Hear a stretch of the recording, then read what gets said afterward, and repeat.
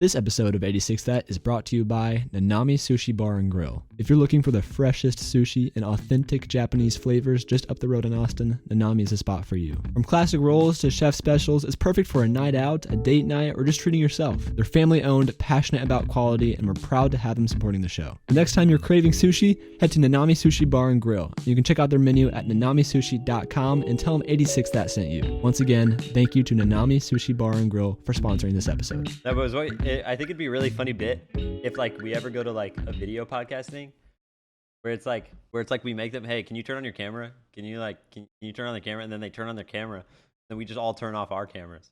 I think that would be pretty funny. Have you seen the Marty Supreme, the Timothy Chalamet marketing? Yes, my people have been working on this design for months, and it's just the Microsoft Paint blimp. Get it right. And then they made the blimp. Swat.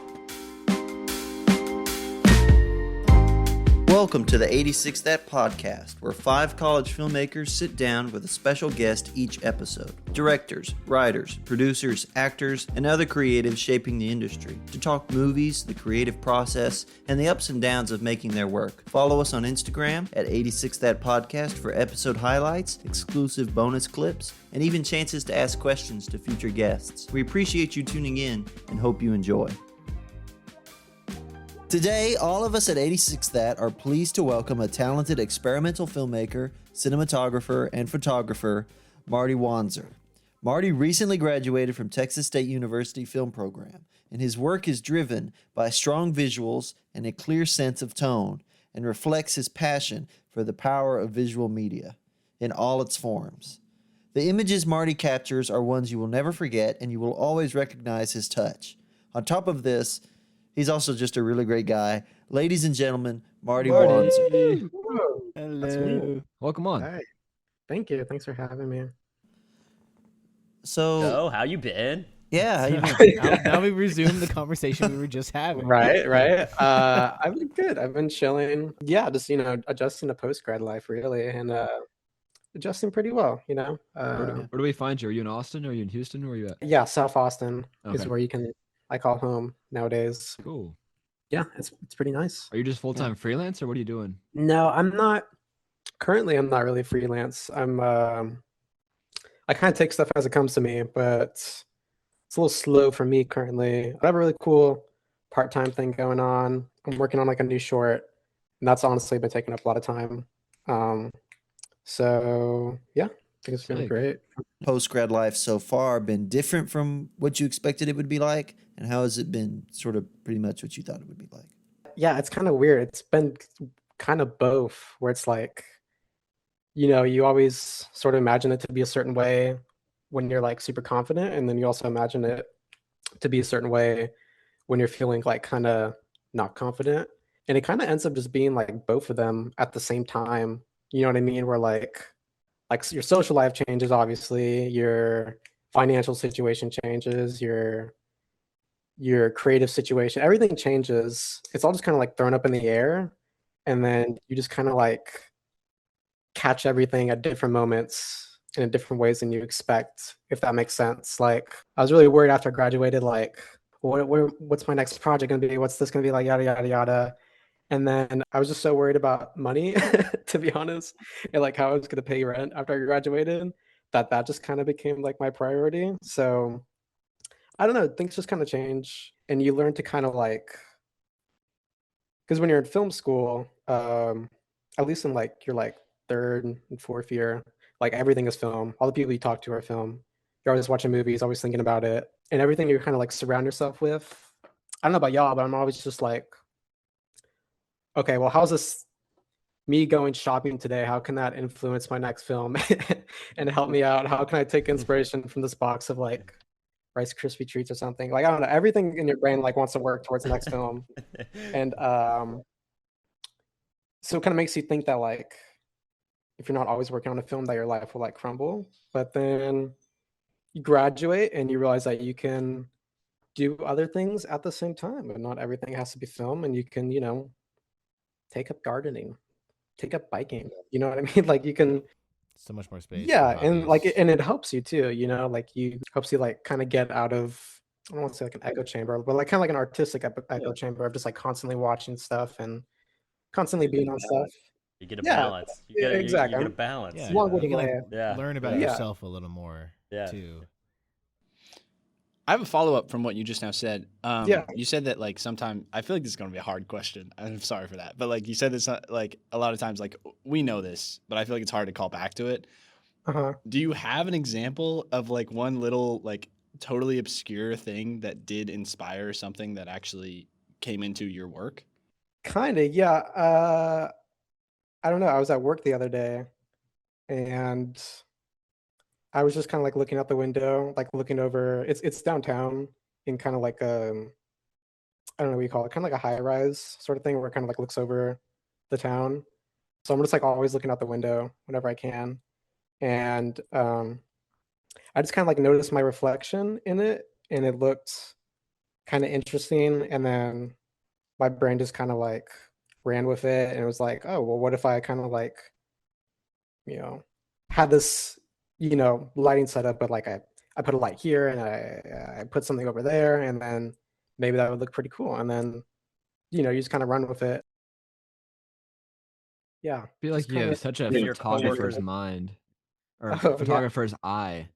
Like all your Yeah. stuff, it seems so like artistic. Like I can see like your photos being like in a museum one day. Like it's like That's like nice. belongs in like there. I feel like your work in Thank you. film Yeah. and your photos you post on Instagram are both like that's a Marty photo. You can like tell. Thank you. Kind of abstract. Like if I told myself like 10 years ago I was going to be like an experimental filmmaker, I'd be like, God, I sound like a douchebag. Like I sound like an uptight like snob. Like who Yeah. calls himself an experimental filmmaker? But I don't know. It just sort of happened. It was my first semester at Texas State, and I was just like super pumped about like getting to make film. I like really wanted to make movies, but I didn't really like know many people yet. I think honestly, I think the first person I actually like really knew was Lane. Yeah. You were the first person I think that I met Wow, that's crazy. because we had intro to theatrical design, and we were coming back, and you had missed one of the classes, and you asked me what the homework was or what we talked about in class was. Lane, can I be honest? Wow. Yeah. That's what a great meet I- cute. It wasn't me. What's funny is I made that up, like asking for Really? notes. I'm like, this guy just seems cool. Oh my gosh, Marty! Marty, you're doing a Bro. bit right now. Bro You're was doing- plotting. no, Bro was plotting on Lane. My God, I was like, he just seems like a cool guy. man. He just seems like a cool guy. You shouldn't hang out with It's him. so funny. Well- Like that's just such a like romantic move. Well, thank you for telling me that. Yeah. Flattered now. He's blushing. Yeah. All right. Well, I think all the other guys should leave and just leave Lane and Marty if you guys want to take it from here. Marty, that's the 5th time you've asked for homework today. Yeah. And I've always told you no, Marty. Leave me alone. I don't go to this You're a little class. close to me right now. Yeah, go back to what you were saying about like how you were getting into experimental film. I'll let you Oh, finish sure. what you were saying. Yeah, I mean, yeah, my first semester, and I just didn't really like know too many people yet. So, but I was like desperate to make movies, and so I just like found a way to like satisfy that itch. I don't know. I always view it as like wanting to make movies as kind of like an itch because it's just like something that kind of like sticks in your mind unless like you do something about it, and then like once you start shooting or something, then it feels like that itch kind of goes away, at least for like a little while, and then like it kind of comes back, So I just like took pictures of things that I thought were interesting, and then just like was like, well, maybe I can just make a movie. I mean, all a movie really is like images and like sound. Like if I have images, I can find sound, and then I just made that stuff, and I don't know, I just kind of fell in love with it, and I just kept wanting to like advance it even as I did like start getting to like know more people, and I don't know, it's just something that I always just kind of want to do. So it started with photography and then kind of bloomed into more film. Or No, I think what happened was I went to some classes and I heard that like the school just like give you a camera like that. I mean, now I know it's like the film den and like there's this whole thing. I don't know if that's come up on the show before, but so I got a camera from the school. I was so excited about it because I never even like used the camera. I think the first time I got one, I would just like opened the like case that they gave you, and I just turned it on, and like I was like, why is everything really blurry? And then like I googled it, and they're like, so it comes with a lens, and you have to put the lens on, and that focuses the light, and that's how you use the camera. And I was like, okay, got it. But then I just my brother, I showed it to him, and he was like, oh, that's really cool. You know, like you're really into this. I'll just buy you one. I'll just buy you that camera. Like we'll just go out and buy it. So he just bought one for me, which is Oh like an wow. insane. Nice. Yeah, it Wow. was like an insanely nice thing of him to do. And then we just kind of like spent like the next couple months because he's also interested in photography, just like going out and like just taking pictures of anything that like really interested us. One day I was just kind of like messing around while we were driving, and I just like accident I didn't really know how to like use a camera yet. So I was just like accidentally taking like these like slow shutter sort of pictures.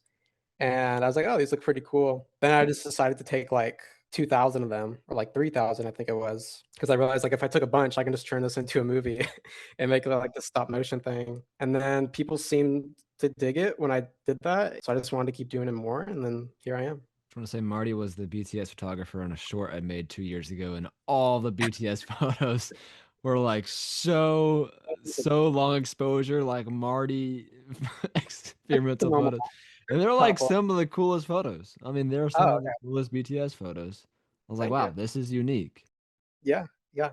I think I took like, I think that was the first time I did BTS. And I took like, because you came up to me and you're like, dude, just take a bunch. That's what I want from you. You Just took a take a bunch. bunch of pictures. Yeah, it ended up being like 4,000 pictures. Oh So my it was something gosh. insane like that because I just kept going.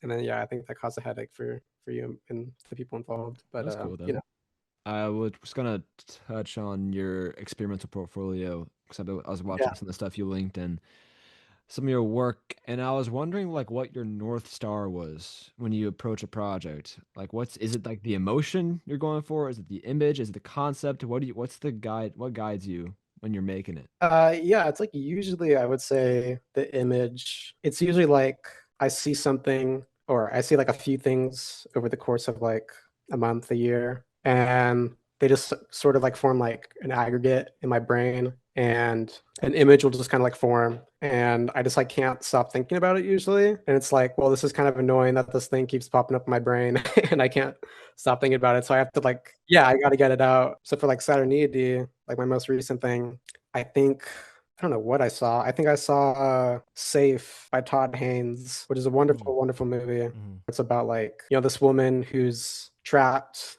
and she doesn't really like understand fully that she's trapped. She doesn't fully like understand her emotions, and there's sort of like an element of like the subconscious coming out in her life, and she doesn't really understand why or how it's happening, but it's coming out in sort of like a bad negative way. That's just something that like I've always kind of like latched onto for some reason. I don't know, I kind of fell in love with like the imagery of like moths and like dirt and like dead leaves and just like really grimy, but also like at the same time like kind of beautiful and sort of dreamy things. I don't know, my brain just like decided they went together and that I can make something with that. And and how do you say it? It's Saturniday? Saturn. Saturn, keep going, Nathan. I like when you try to No, say I want to because like when I talk about because I have questions about it. I have questions about it, and I don't want to sit here Oh and no, butcher the title for no, you're you good. and I'm just for teasing you. myself. No. I can sit here and butcher it if you'd like, but No, I you know I think it's Saturniidae, and I think. it's like the genus. Man, I was like getting like 4 hours of sleep during that period when I was making that movie, and it just so everything's kind of a blur. I don't really remember exactly how I got the name, but What does that word mean? it's like a genus or a family or like some that thing we had to learn in school that like King Philip the classic classification of animals. It's like one of those, but for the Luna moth or some variation of the Luna moth. Gotcha. And the Luna moth is like a central like image in the movie. So that's where the title came from. Cool. But about the moth experimental film, Mhm. what kind of because I mean I know a little bit about it being in the class with you with it, but Right, yeah. our audiences don't really know too much. And like, what did the moths mean to you when writing, and like what fascinated you specifically about them?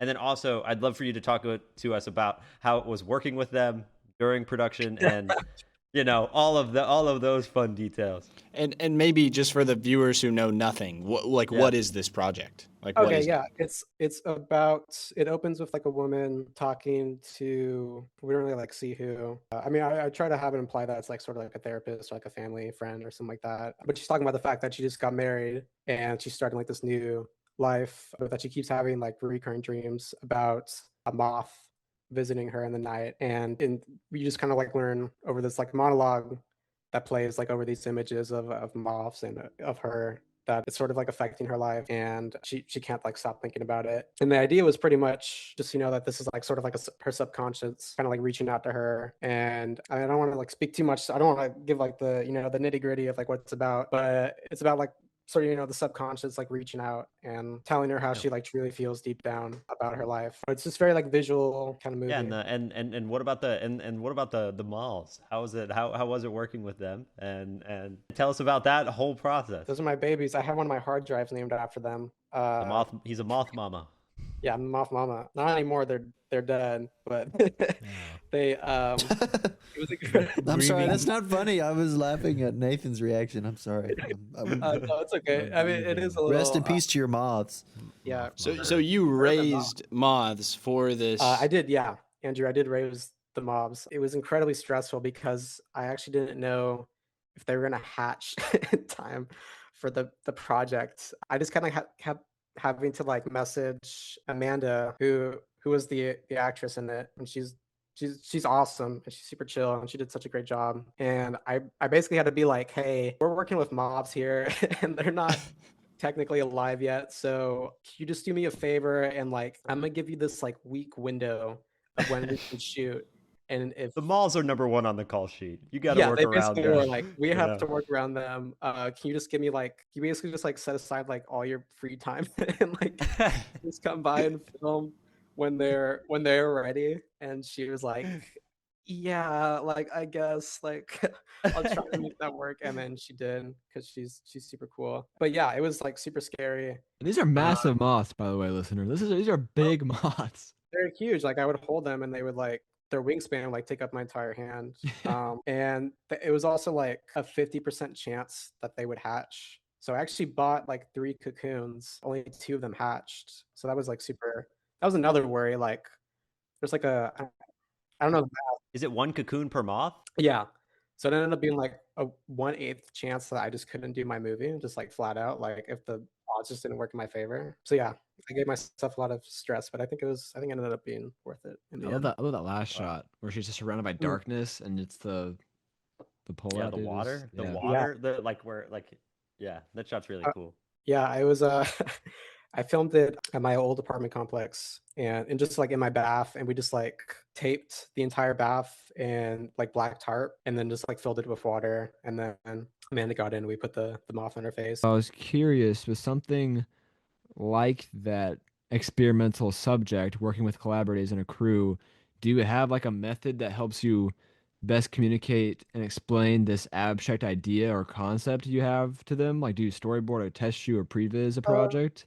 It changes project to project. I think for this next one, because I'm bringing on some people I don't usually work with, I'm like overtly like communicating what I want, what I need, what I would like, what my inspirations are. For like my last project, my only real like creative collaborator on Saturday D, I think was basically just Amanda. But I think she was like, because like I like basically PD'd it. I shot it, I edited it, I decided the lighting, yada yada yada. So she was really the only person I needed to like communicate with. So it would basically just be like conversation. I wouldn't really like send so much. I would just be like, I try to kind of keep it like a need to know basis, I guess. So, but like as far as like production, since I'm usually like producing my stuff as well, because it's like so small, I keep it like very, very casual and very like low key. Like I don't really make call sheets.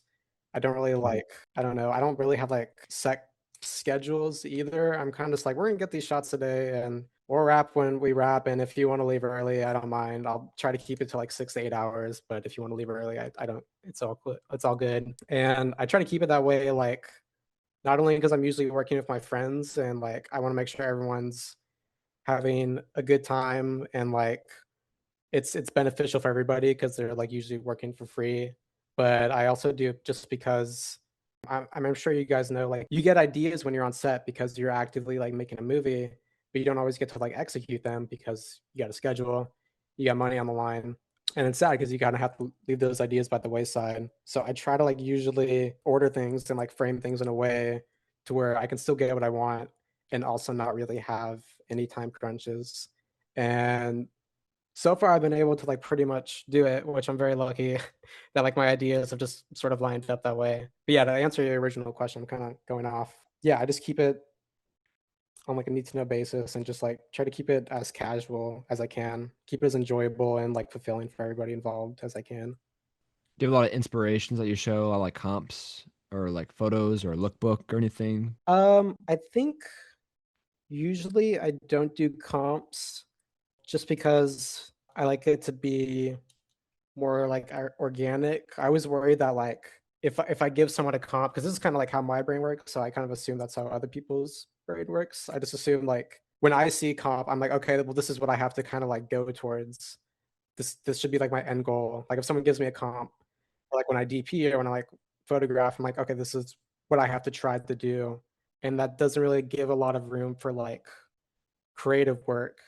But if I make it kind of like a dialogue and I'm like, this is my inspiration, this is like why I want to make this is how like your character like feels, and this is the kind of like headspace they're in, then like I feel like I'm kind of giving them more like breathing room, not just like a goal. Like I'm letting them also sort of experiment and try out new things. Yeah, I really relate to that, and especially with photography as well, because like when you're doing street photography or you're doing just, any type of photography that's not necessarily like set up, you do like your brain is in a totally different mode because you're like looking for story. You're just looking for stories that are just happening in the world, and you find the stories and then you find a way to capture them.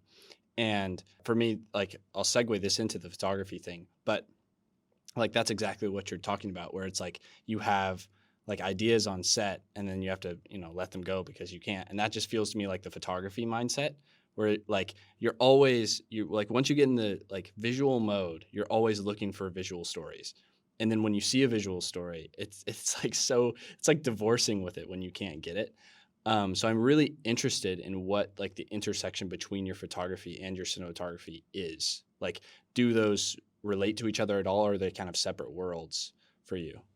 Man, I don't know. I think this is kind of a boring answer, but I think it goes like project to project. Like when I do street photography from time to time, and I think what I'm drawn to in like my street photography, because there's like a million stories that like you can kind of like see at once, or things you can choose to shoot, but everyone will like kind of gravitate towards like a different thing. And I think that the things I gravitate towards when I'm doing street photography and the things I'm gravitating towards when I'm writing or DPing or anything like that, it's all kind of like the same things and same feelings, same like general images in my mind that I'm just like always just kind of like trying to chase as an artist. Like I just have certain things that are kind of like my Moby Dick, just like I'm gonna try to eventually get there and try to keep chasing it, but I might not ever be able to get it. And they all are like kind of like in the same pool. And sometimes I'm chasing it through like street photography.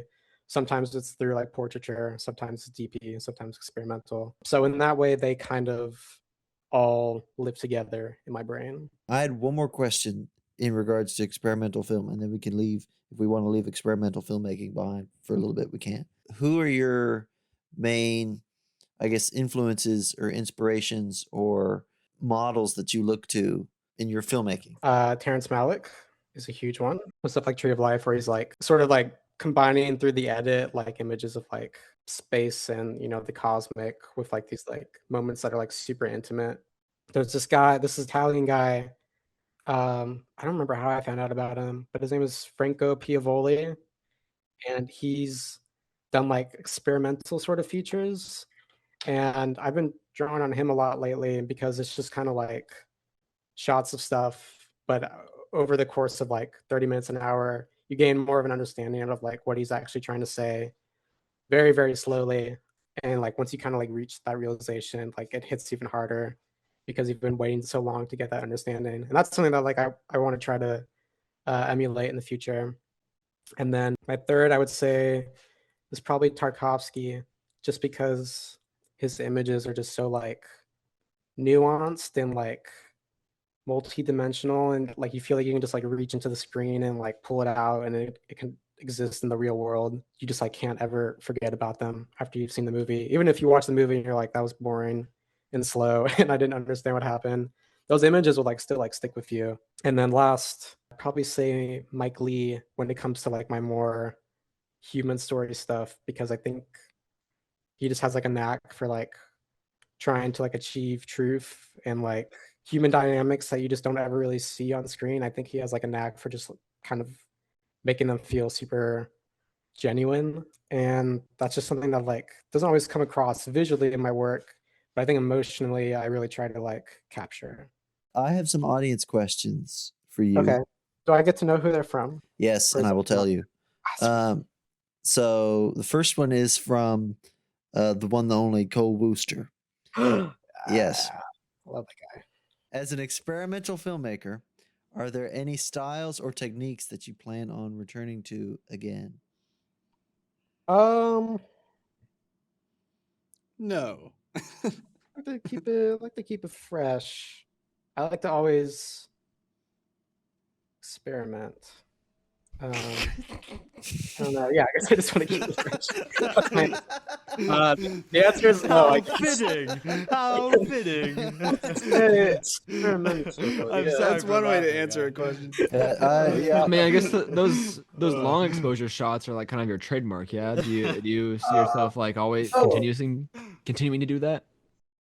yeah, yes. I think I could see myself returning to that stuff anytime, just because I feel like I really developed a knack for it. Not like that, like I'm like crazy good at it or nothing, but like I feel like I can always get results that I'm happy with whenever I do it. Mm. Yeah. Feels very much like a painting, like a Yeah, brushstroke hey, painting. visuals. You're not ready for this next Okay. one. So Schwa. our second question is from Jordan. Jordan's question is, how does it feel being a real life Marty Supreme?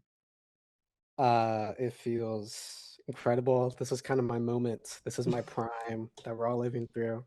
And I don't know if if you guys noticed, but you guys remember I used to have long hair. Mm. And then Yeah. now I have short hair. Wow. Yeah, I wish you guys could see it too. I But actually don't like, see any hair at all, so Yeah. it must be really short. You're but hiding it what's well. interesting, if you look through the original like, costume design stuff for Marty Supreme, he used to have long hair, and then as soon as I cut my hair short, they changed it in the script to him having short hair Oh, and a wow. mustache. And I got a mustache. Wow. Wow. Coincidence? I don't think so. Wow. I don't think so. It's I think the you. Safdies are. I guess the Safdie is watching me. So We I all mean, are. I think the face is for me. Yeah. We all are. We're living through your prime. We are living through your prime. I wanted to ask just what can you tell us about your new short that I know you said you can't tell us much, because you're very early on, but yeah, tell us what you can what you know about it, where you're currently at in production and like, maybe as It's much as you still can tell us. pretty. I mean, like, I don't really have like scripts, but what would be my script is, I guess, kind of being like finalized right now, and like Is it kind of experimental like or is it early. narrative? It's experimental narrative, I would say. It's Wow. Yeah. So I'm just kind of like, the script is basically much like the quote unquote script's like kind of written right now, and now I just kind of got to execute. But my plan is right now it's going to be like pretty ambitious for like me, and it's going to be multiple parts and kind of like multiple, I don't really know how to put it, but I want it to feel like a journey. So it's going to be multiple parts. And I'm just messing with a lot of stuff that like I haven't messed with before, and also in a scary way, like stuff I haven't really seen too many other people mess with before. So I don't really have a lot of like guidance for some of the stuff, and that's pretty nerve wracking. Is that more on the writing side or more on the filmmaking side? Like the scope of the project being like how you're going to actually film it, or more like the writing side is new, that type of thing? I Like, would is say that where both. I think it's going to be, because they kind of go hand in hand, like, because it's basically, I mean, once again, it's like a very like visual film. So like any risk I'm taking like in the narrative is like gonna translate over to like, you know, the visuals. No, I just was asking like because you were saying that it's all new and there's a lot of like it's ambitious for you said for you, and I don't know if Yeah. that meant like you meant on the sense of like the concept itself is ambitious like on the writing side, or Mhm. like so like that's become the challenge, or like the project itself is very ambitious on like the filmmaking side. Um, sorry, my sound kind of crapped out for a second, but I heard a question. Yeah, I think it is both. I think also just like I'm setting like now that I'm graduated, I'm like setting a lot higher standards for myself. Because you know this isn't a student film anymore. I can't as easily, you know, like make excuses. So I guess I'm being ambitious, not only like in the concepts, but of like the levels I'm trying to reach. That's great. Um, and maybe I'll hit them. Maybe I won't. Who knows? Well, let us know if you need help. You know, we'll gladly add to that team. Well, lastly, where can people find your work or stay in touch with what you do? I guess that IG I gave y'all is pretty much the best way. I don't really.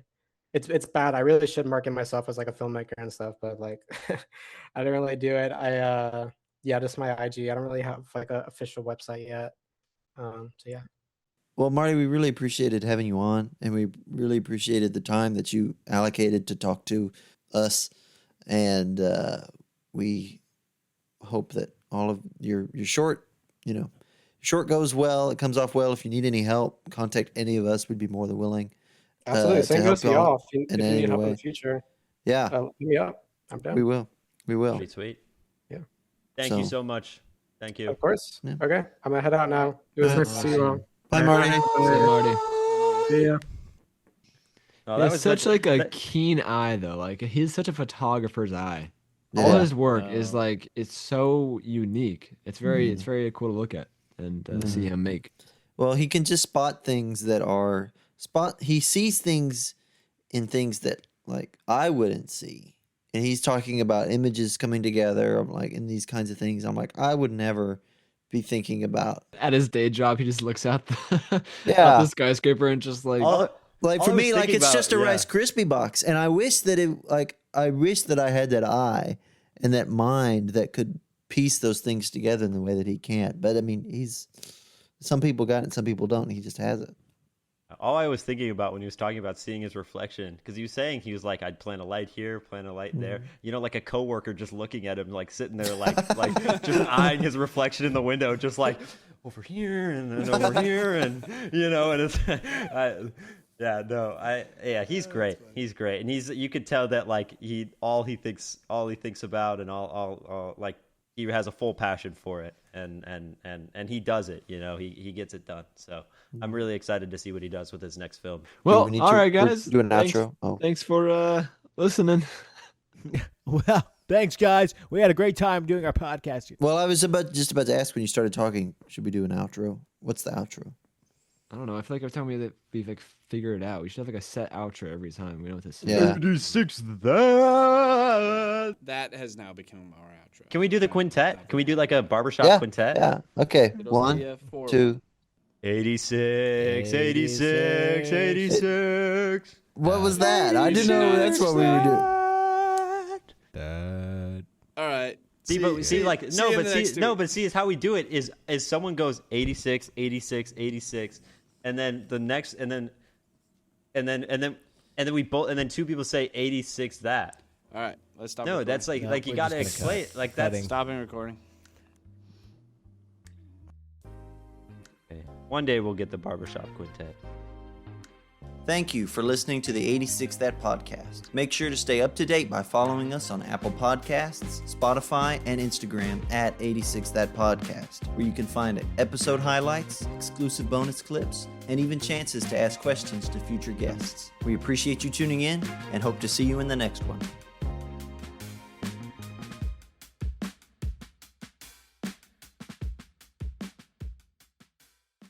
This episode of 86 That is brought to you by Nanami Sushi Bar and Grill. If you're looking for the freshest sushi and authentic Japanese flavors just up the road in Austin, Nanami is a spot for you. From classic rolls to chef specials, it's perfect for a night out, a date night, or just treating yourself. They're family owned, passionate about quality, and we're proud to have them supporting the show. The next time you're craving sushi, head to Nanami Sushi Bar and Grill. You can check out their menu at nanamisushi.com and tell them 86 That sent you. Once again, thank you to Nanami Sushi Bar and Grill for sponsoring this episode.